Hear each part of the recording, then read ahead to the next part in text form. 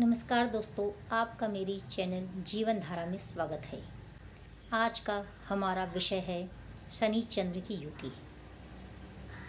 यदि आप ज्योतिष का ज्ञान पाना चाहते हैं या इस विषय में रुचि रखते हैं, आपको थोड़ा भी इंटरेस्ट इस सब्जेक्ट पे है, तो अपनी कुंडली ज़रूर खोलिए तथा शनि और चंद्रमा की युति यदि आपकी कुंडली में है तो निश्चित रूप से ये परिणाम आपको मिल रहे होंगे या भुगत रहे होंगे। इन्हें कैसे दूर किया जाए, इसे भी पूरा वीडियो सुनिए और जानने का प्रयास करिए।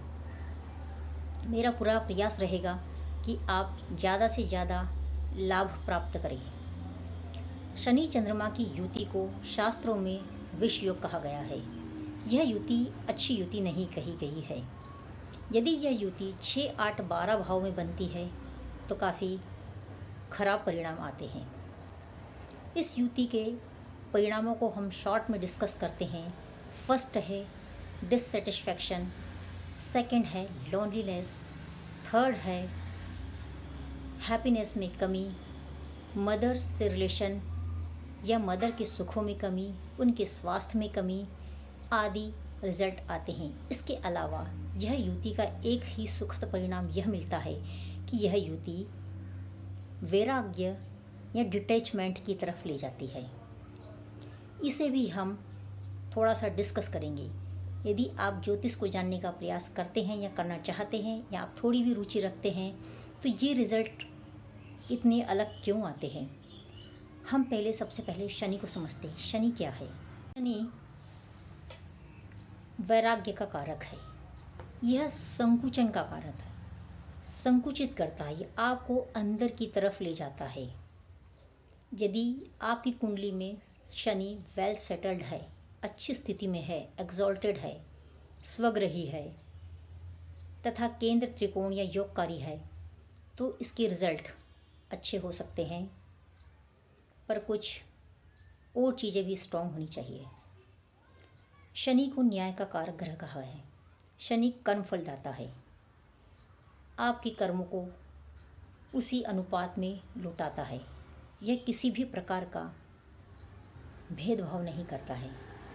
इसलिए शनि चंद्र की युति या शनि के साढ़े साथी होती है या शनि में चंद्रमा की अंतर या चंद्रमा में शनि का अंतर आता है तो इसके रिजल्ट इस प्रकार से आते ही है। शनि को हम डिस्कस कर चुके हैं। अब हम चंद्रमा को लेते हैं कि चंद्रमा क्या है। चंद्रमा मन का कारक है। यह सुखों को पाना चाहता है, यह इंद्रियों से जुड़ता है मन, तब हमें रूप, रस, गंध, स्पर्श और शब्द की अनुभूति या इससे रिलेटेड जो भी सुख होते हैं उन्हें हम पाने की कोशिश करते हैं। इस प्रकार चंद्रमा आगे बढ़ता है, सुखों की अनुभूति करता है, जबकि शनि संकुचन का कारक होने के कारण यह अंदर की ओर ले जाता है और मन बाहर की ओर भागने का प्रयास करता है। जब ये दोनों की युति होती है तो यह एक असंतुलन, इनबैलेंस जो स्थिति बनती है, यही विष योग बन जाता है। यदि कुंडली में अन्य जैसे लग्न, लग्नेश और जुपिटर की स्थिति स्ट्रांग नहीं है तो यह युति हमें वैराग्य की तरफ न ले जा करके डिससेटिस्फैक्शन देती है। हम किसी भी चीज़ को लेकर के सेटिस्फाइड नहीं होते हैं, हमारा मन प्रसन्न नहीं रहता है। जो हमें चीज़ मिली है हम उसे पाकर करके भी सुख की अनुभूति नहीं करते हैं। हम चाहते हैं कि कुछ और होना चाहिए, किसी और के पास जो चीज़ है वह ज़्यादा अच्छी है, उससे ज़्यादा आनंद आएगा।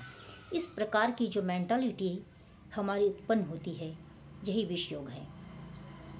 शास्त्रों में विष योग को दूर करने के कई उपाय दिए गए हैं दोस्तों।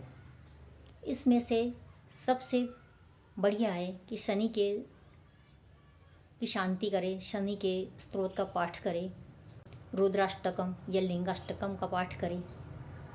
इसके अलावा क्लासिकल टेक्स्ट महान मृत्युंजय जाप तथा शिवलिंग की आराधना की बात भी कहते हैं। इसके अलावा प्रदोष व्रत का पूर्ण विधि के साथ व्रत करना चाहिए। त्रयोदशी के दिन शाम के समय शिवलिंग पर बिल्वपत्र चढ़ाकर 13 दिए जलाएं तथा विष योग के शमन की प्रार्थना करें। ये तो है दोस्तों ज्योतिष उपाय। पर क्या आपने सोचा है कि यह डिससेटिस्फेक्शन जो हमारे मन में होता है उसे हम दूर कर सकते हैं यदि हमारा मन स्ट्रांग। शास्त्रों में मन के लिए कहा गया है कि इसे व्यक्ति स्ट्रांग बना सकता है। चंद्रमा के बारे में कई ऐसी बातें या शास्त्रों में ऐसे कई बातें कही हैं, कथाएं कही हैं, जिससे यह स्पष्ट होता है कि व्यक्ति यदि दृढ़ संकल्प कर लेता है तो मन को दुविधाओं से या डिससेटिस्फेक्शन से निकाल सकता है।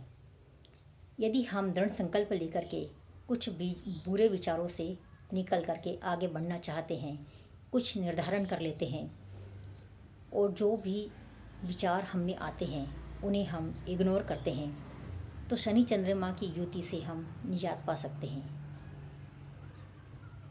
Late me end the video on this note. Thank you, take care and good bye.